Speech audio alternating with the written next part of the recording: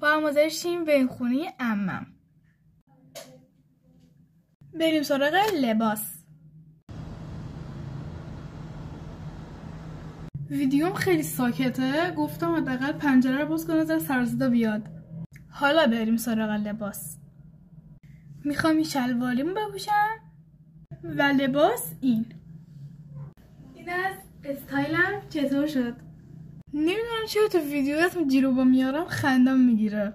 جوراب عرق کردم و موهامو میخوام ببندم این دفعه. بیشتر موقع مثلا یه دونه گیری میزدم اینجوری موهامو جمع کردم، ولی الان دیگه واقعا گرمم شده و موهام میخوام بالا ببندم. واقعا نمیدونم دارم چیکار کنم، خیلی بد میشه ولی خب ببندمش. خیلی بد شد. خیلی بد شد میدونم. اوکی خیلی بد شد، واسه من درستش کنم. تازه فهمیدم چون تراسم باز کردم اتاقم دم کرده، انقدر هوا گرمه. مثلا میرم تو اتاق خواهرم تو اتاق مامانم مثلا اونجوری نیست. موهامو درست کردم. میخوام شلوار دیگه بپوشم که خونه عمم راحت باشم. اینو وقتی مشهد بودیم گرفتم که اگه بخوام بپوشمش میشه دومین بار، فقط یه بار ترام پوشیدمش و مگاش فکر کنم چروک حالا میپوشمش. اگه چروک بود میرم اتوش میکنم.